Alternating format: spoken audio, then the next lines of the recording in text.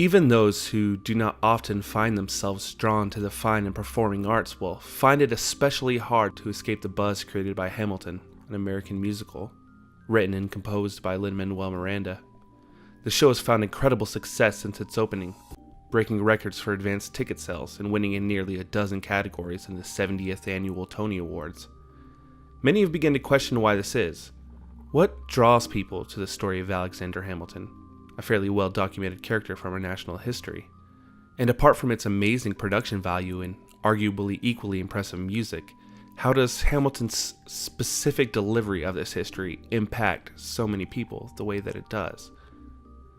Hamilton, an American musical, is perhaps so impactful not only because it has changed the way many people see musicals, but because it re-envisions what it means to be American, redeveloping an American identity.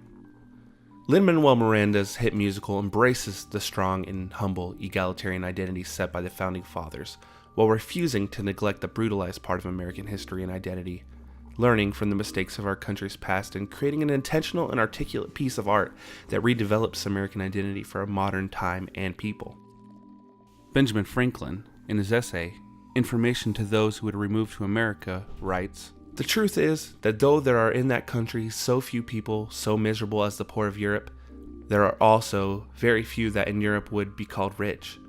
It is rather a general happy mediocrity that prevails." For Franklin, American identity was defined by those citizens who were tolerably good workmen.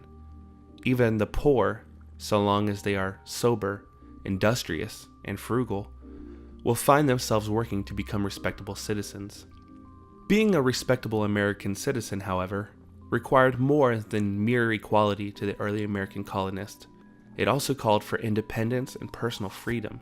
Early American philosopher Thomas Paine writes in his 1776 pamphlet, Common Sense, "Until independence is declared, the continent will feel itself like a man who continues putting off some unpleasant business from day to day, yet knows it must be done, hates to set about it, wishes it over, and is continually haunted with the thoughts of its necessity."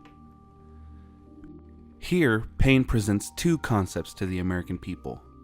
The first is the idea of national independence from Britain, and the second is one of personal independence, especially the freedom for one to stand up and get things done himself. Trust me? I've been reading Common Sense by Thomas Paine. So men say that I'm intense or I'm insane. You want a revolution, I want a revelation. So listen to It is evident that this idea of independence, alongside equality, is a major backbone in the idea of American identity as expressed in Hamilton. Though Hamilton clearly draws from the forefathers and early American writers' beliefs of equality and independence, there is one aspect of American identity and its history that Lin-Manuel Miranda's American musical refuses to ignore: slavery.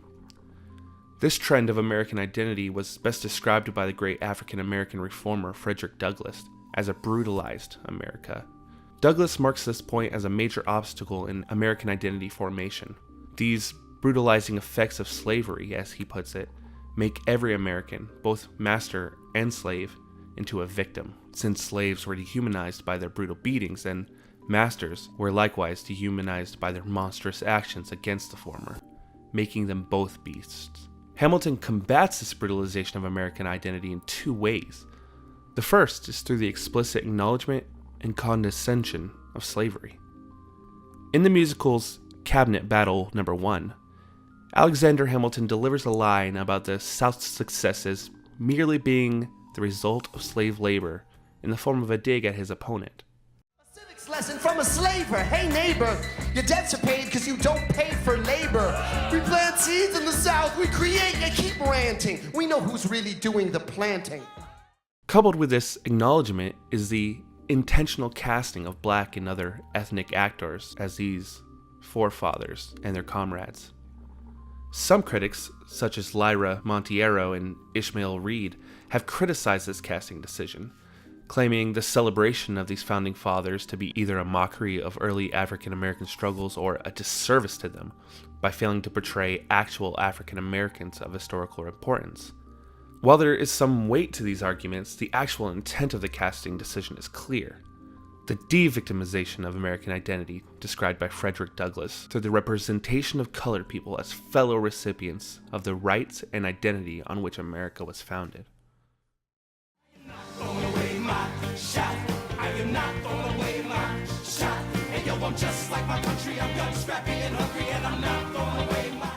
The music in Hamilton is a tie that binds, carefully connecting a resurgence of early American identity with the enlightened and racially conscious American identity of today, truly refocusing what it means to be American.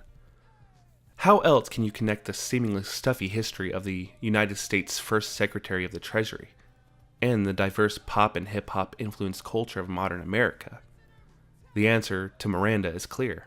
For me, my way into the story of Alexander Hamilton's life was the fact that he wrote his way into every circumstance. He wrote his way out of his unendurably cruel early life, and then wrote his way into Washington's good graces, but then also wrote his way into trouble with lots of the other founders and sort of didn't know when to stop writing. And so, to me, that reminded me of the world of hip-hop. When you are so good at putting words together that you can get out of that neighborhood, you can get out of that situation, that to me is sort of the thing I love best about hip-hop, is sort of taking everything you know and then creating something new out of it. That I want, and also just sort of making a new identity for yourself.